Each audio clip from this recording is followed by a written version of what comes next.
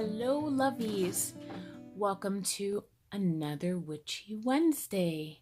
Today we are going to discuss and build our very own wand. What I have here is my personal wand. This is really dear to me as I made it from scratch. I got this actual branch from my birth tree, which is a willow tree. And I'm really excited to show you guys how to make one. So what we will be discussing in this video are some common misconceptions, what exactly a wand is, how to build your wand, and then how to use it and cleanse it and maybe cast some spells or cast a circle will be on the second half of our wand making Witchy Wednesday. So let's get started. So the first thing I want to talk about is the common misconceptions that we have in regards to wands.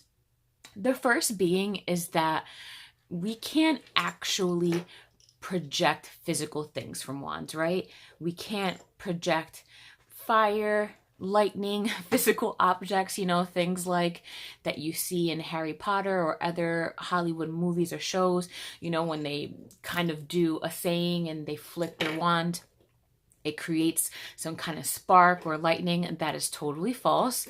That is a very common misconception, and I feel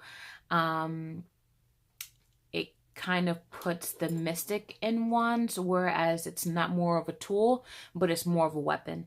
And that's the second thing that I wanted to go over, is that a wand is not a weapon.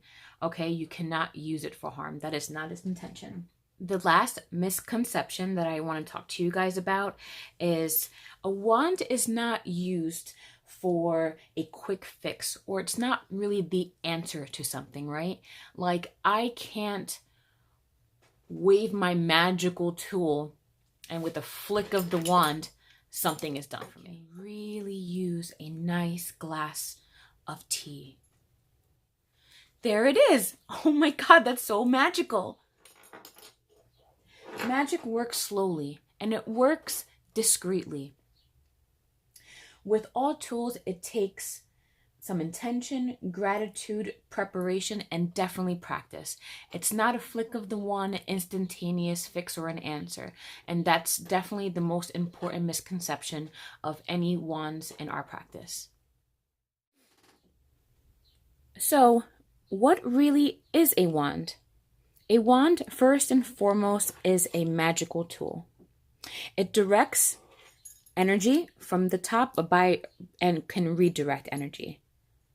Okay, so there is usually something in the bottom that is placed near the center of your palm, and this is where you gather your energy, and it is directed all the way to the tip, which is usually a crystal, or it can be many other things, and that energy and intention is directly shooting out of the tip. An important thing that I want to say before we get started is that a wand is what it is. It's a magical tool. You, by any means, do not have to have a wand to direct energy or your intention. Your most powerful tool, and I wholeheartedly believe this, and I've said it many, many times, and I'll say it again, your biggest and best tool is yourself. You can easily take your pointer finger, your middle finger, and use this as a wand. That is better or just as powerful as a handmade wand. But I feel that if you are crafty and you love making tools and you feel that a tool will help you get more in tune with your magic practice, or you feel that it kind of channels your intention better, or you just feeling the mojo of the wand, by all means, definitely make a wand. You can also embellish your wand like I have here. So this is my wand. There is a lava rock in the bottom. Here is a glass vial that I will put some intentions in, or any words of power if I'm doing spell work. A crescent moon. My craft name is JC, and JC means moon. I have a crystal ball here, and I have a J for JC. Okay, I have some ribbon on the handle of my wand, and I like to work with all of the elements so that I'm not just choosing one, and I'm working with all of the energy that comes from the elemental power. It's coiled with some copper. Copper is a conductor of energy, and it's topped off with an amethyst crystal. But you can definitely decorate your wand how you see fit, and you absolutely don't have to have a wand that is this decorated. You can just use one that is bare, like this one.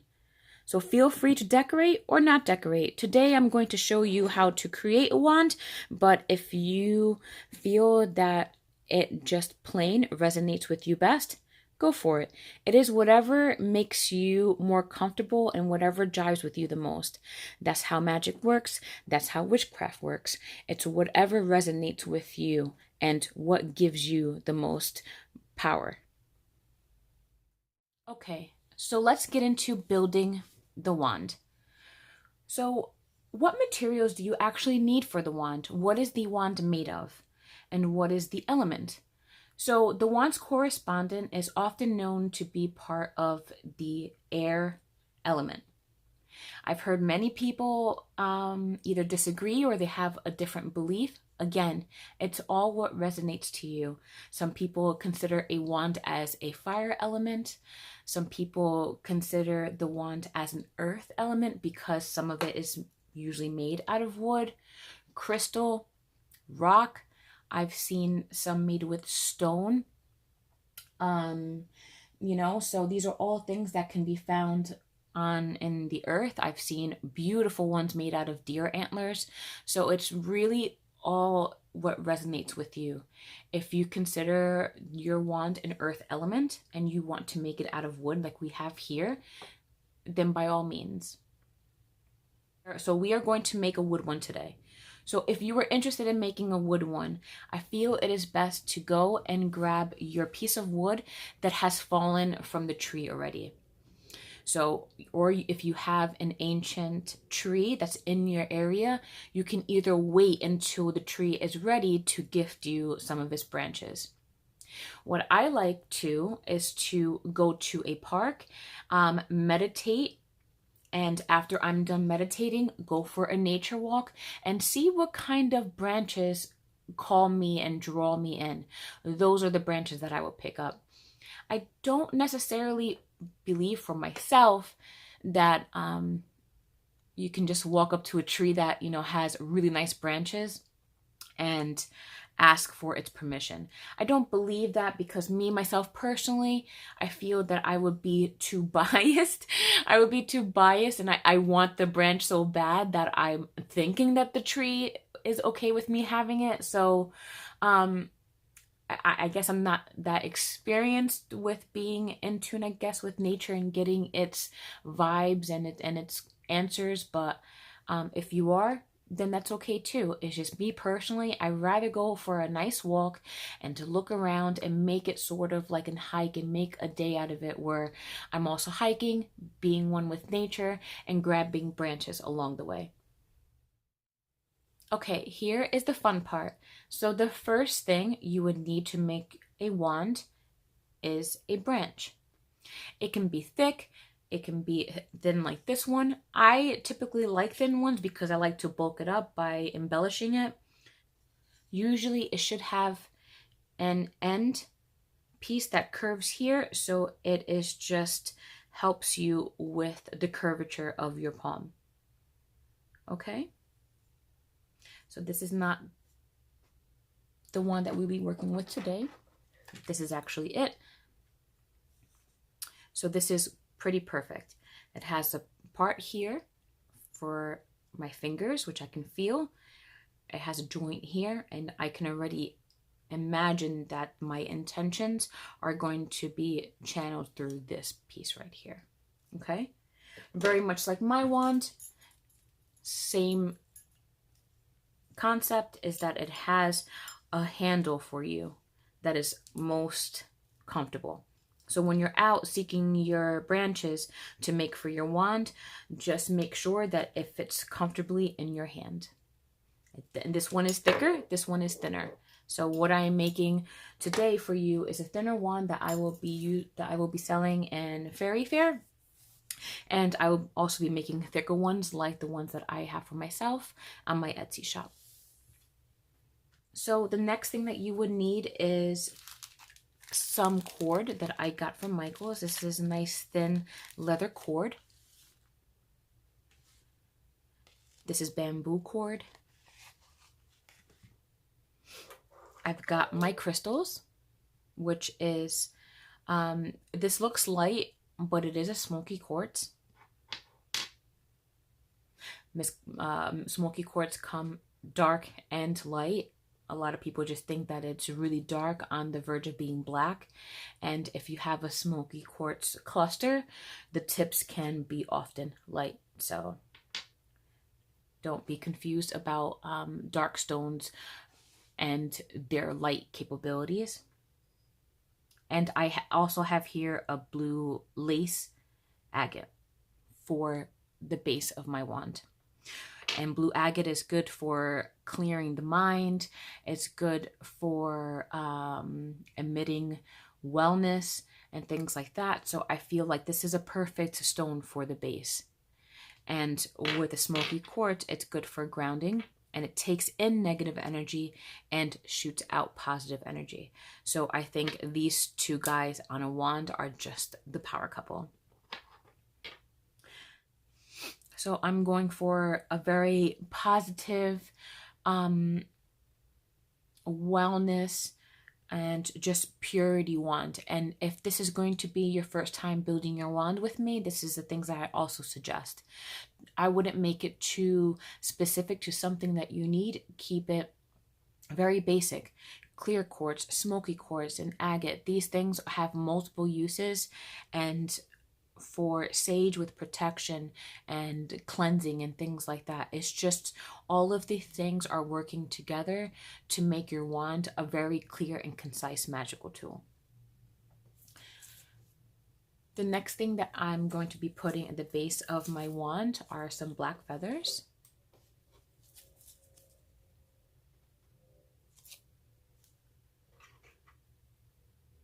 And I like to put charms, as you saw in my personal wand. So I'll be putting a pentacle on the bottom. And here is my copper strand. Me personally, I think this is an essential part because of its conducting properties. So, I mean, you can use silver, wire, gold if you would like, but copper, to me, as I found, has the best results in conducting the intentions that I want and to have it flow through my wand nicely. The last thing you will need is a pair of sharp scissors. So let's get started. An item I forgot to mention that you will need is a hot glue gun. Some people don't like to technically use hot glue on their wands as they feel that it disrupts the energy or the flow of your intention through the wand. I personally feel that it's okay, but if you have made your wand and you feel that something is kind of holding it back and it may be the glue, by all means, repurpose it, bury it in the ground, or create another wand that can be embellished with either cords or your copper.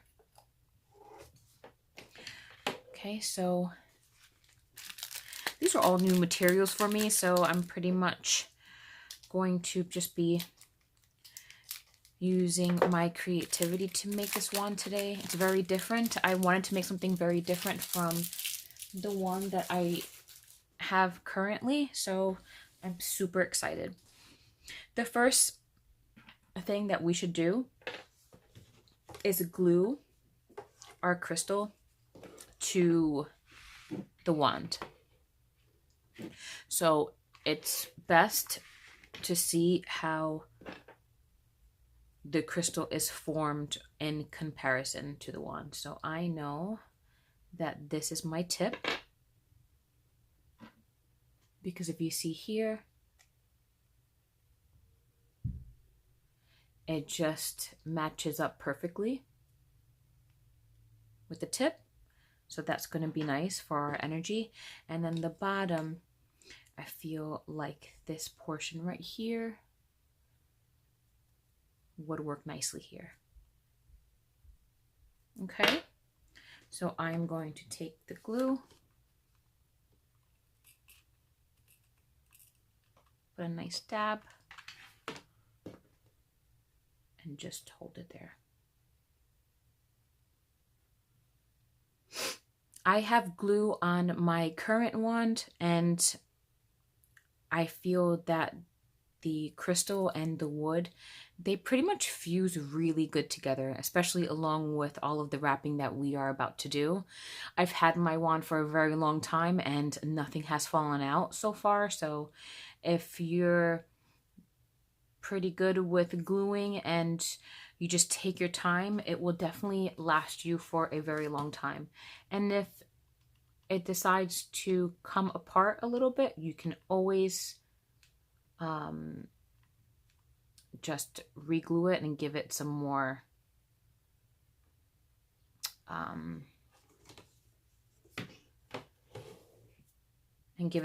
support. You can always glue it and give it some more support. As far as the stick itself, I removed the bark and I put a sealer on top of it. Again, some people don't like to use any sealers because they feel that it kind of distracts the energy. Some people actually like to leave the bark on. It is your personal preference and whatever you feel works best for you. If you feel that you are drawn to leaving the bark on, definitely go ahead. I've seen many wands with bark still on it and it's absolutely gorgeous, and I'm sure it works very, very well. So this is just how I chose to do it. I'm going to do the top now.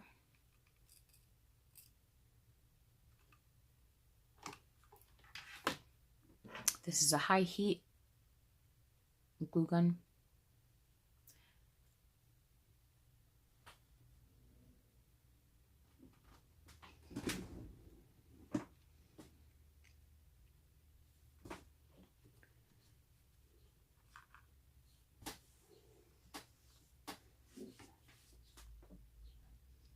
I just like to glue down the edges here.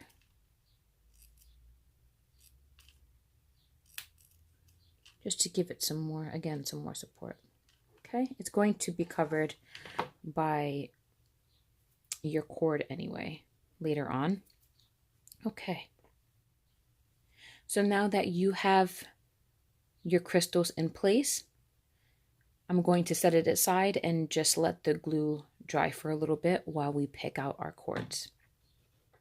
Again, I really want this to be a generic wand promoting a lot of protection, cleansing, taking in negative energy, banishing it, emitting positive energy. And I am making all of the elements for Fairy Fair. So this wand that we are making will be an earth wand. So going back to what I was saying before, even though a wand technically its correspondence is air, but if you are an earth sign and you want to make a wand that is kind of going and aligning with your natal chart, it would be nice if your wand would be an earth based one, if that makes any sense. So even though the wand, the tool itself, is known to be an air element, I am making this wand to promote the powers of earth. And I will be making one for fire, one for water, and one for air. So with that being said, I picked these I picked these leather cords that have some earthy colors, which I'm really loving. I have black, brown here.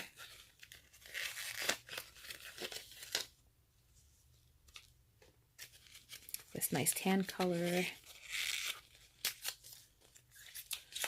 Okay, so we'll put that aside here. And then with these ones, I think I'm going to pick the green, the red, and the gray. So I feel with these colors, and I found some really awesome rope in my stash, I think that would be nice. I think I'm going to use them all but the blue. I have all of my cords ready. I think I'm going to start with this lighter leather. I just think it will look really nice against the green agate.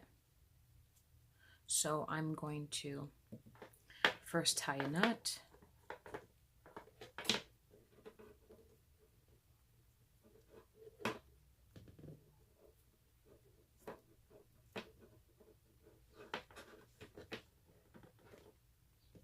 Okay.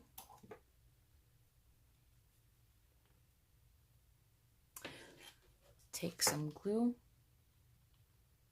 Very little.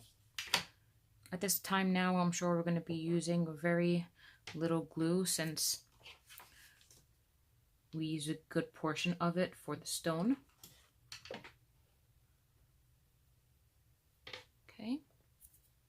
You can take care of the flyaways later. Right. Cover that up really nice. And this gives the stone some stability. And this is what I was saying before. So even though you are gluing it, you will definitely still have some stability. All right, so we can just follow the leather. And I'm going to stop around here so that way I can put another color. And now you can see that the wand is starting to bulk up a little bit.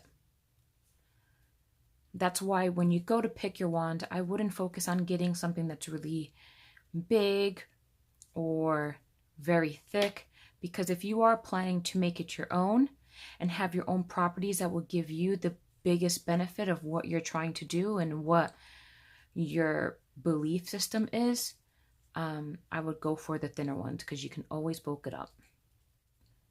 I'm using the tan leather cord for the portion for my hand, or the base of my hand. All right, so I'm going to take my scissors and cut so I can make another knot.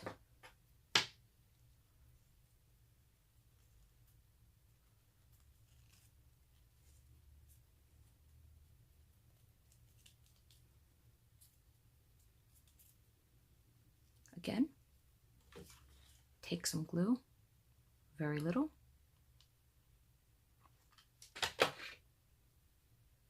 And use that as stability.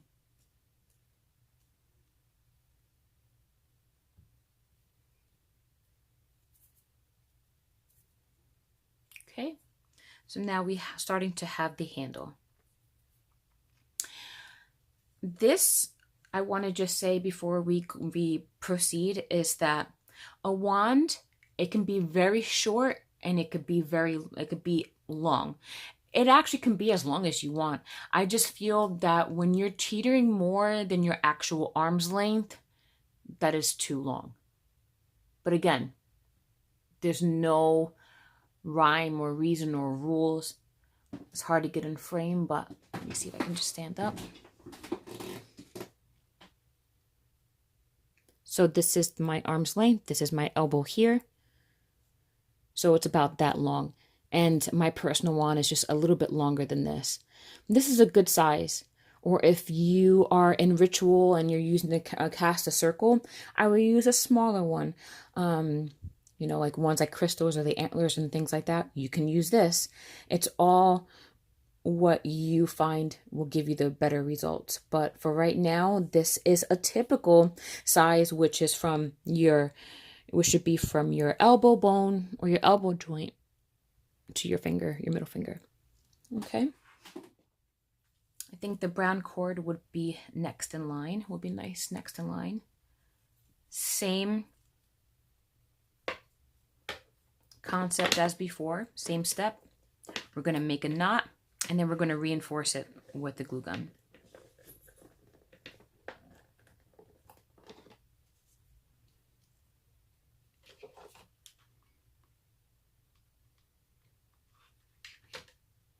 The glue gun's down. Okay. We're going to come back around to hide what we just did, and then we're going to twist again.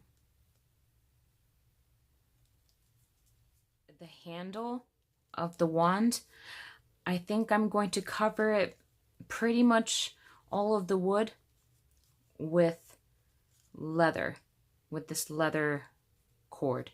When we get to this top portion, I think it will look nice with the colored bamboo cord if it's separated where you can see the wood.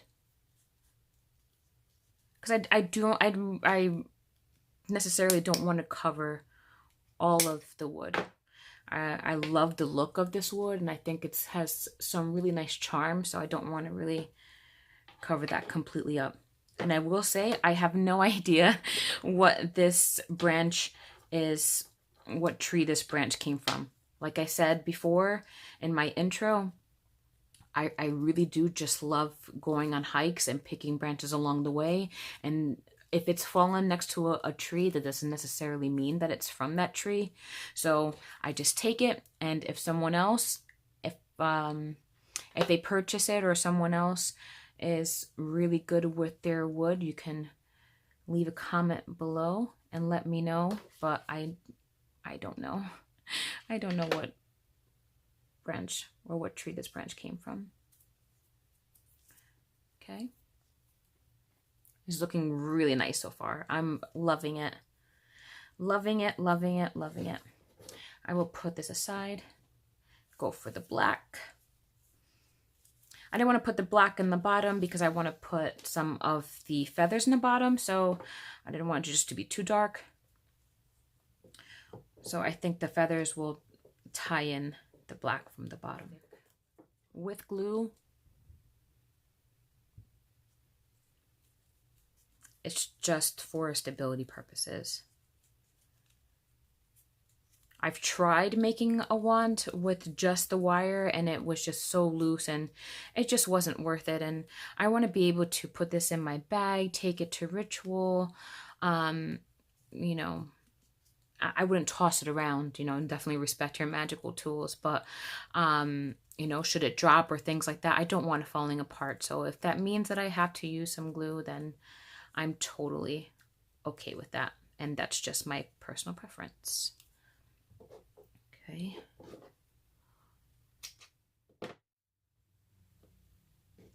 Okay, this is where we're going to start putting our bamboo cord onto the top of the wand.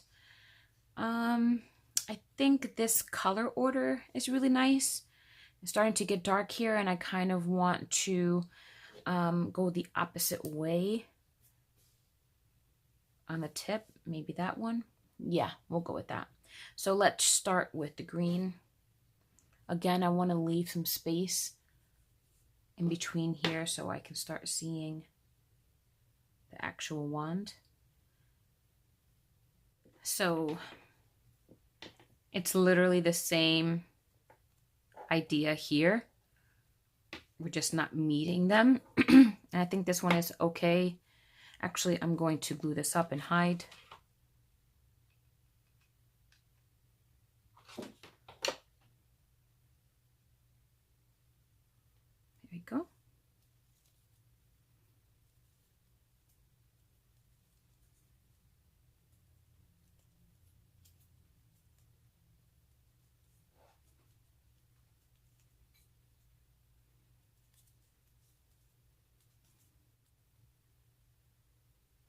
So I love making my own tools.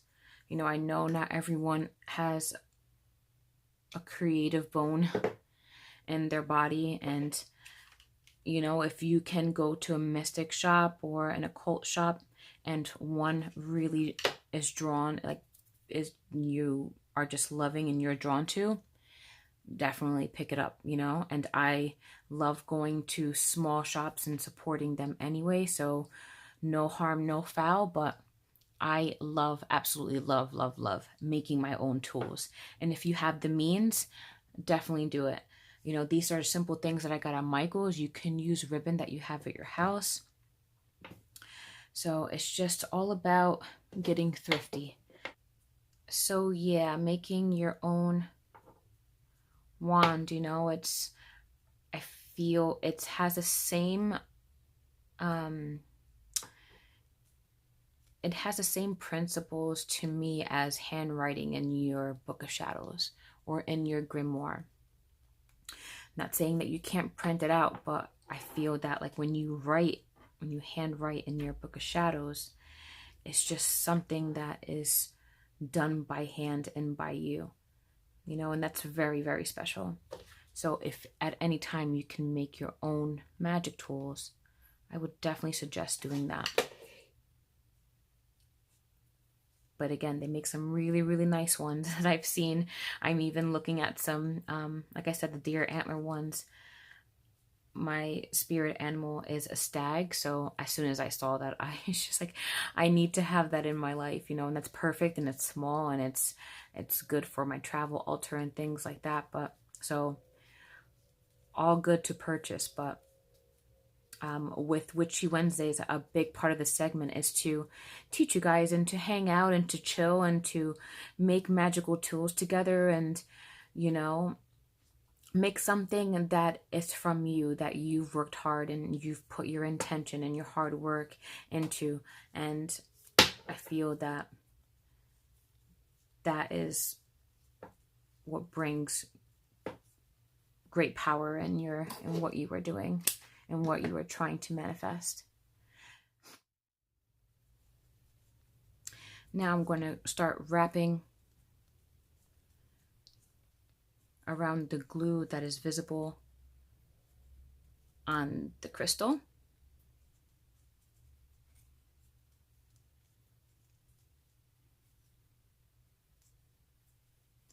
Okay, a little bit more.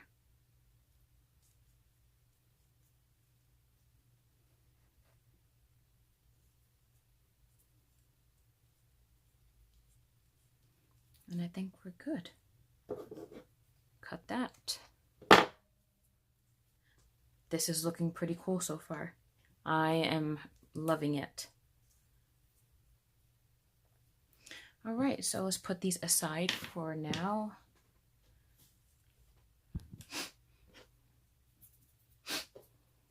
I did want to add some the sage leaves on here. So it'd be a good time to, again, the glue is just to hold it still. So it'd be a good time to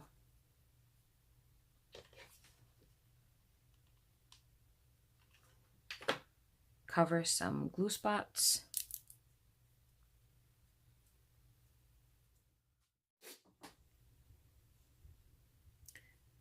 So I'm going to start with this green cord. Here I have tied it and reinforced it with glue again.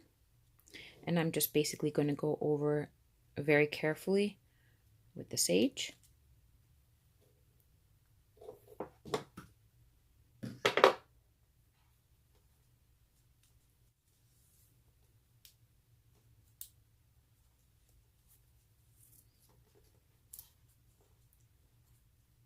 Okay.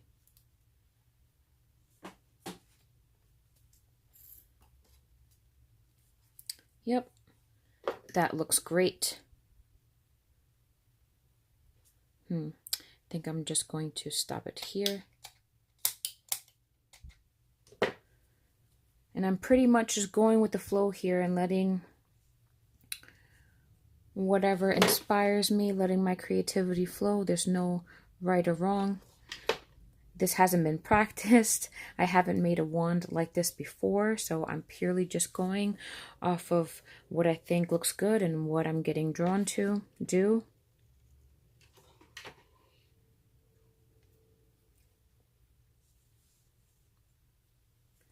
I love this. I love how the sage is twined in with the rope. I think that's a really neat concept. And again, it's just not going anywhere. It's already in there, so it's not going to crumple out. The end of this we're going to use to dangle our feathers from. All right. So let's do that now, because I think, well, usually the copper will be the last part. Okay, guys, so we're coming towards the end. The next step that I'm going to do is I'm going to take the same gray bamboo cord that we used for the top, and I'm going to put it in the bottom. When I have things like this, I like to add some symmetry to it. I like the whole idea of as above, so below. So anything that can tie in from receiving energy and emitting it out and possibly coming back the opposite way. It's really important that I have some symmetry in my magical tools. So I'm going to get the cord and cut 2 equal ends. I'm going to tie it so that way we can tie our feathers with this. Make a double knot. Okay, so with the same idea that we had for the actual wand, we're going to take a knot.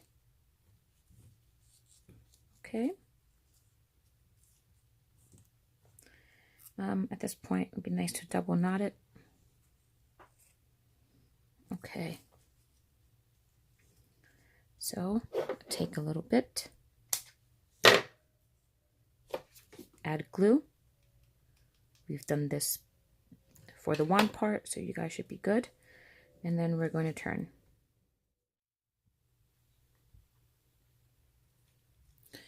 Okay, you guys, so the pentacle was very difficult to do and film at the same time. I apologize, you guys, but basically what I did was I took the end cord, and if you notice that these cords, they have a whole bunch of other strands intertwined with each other.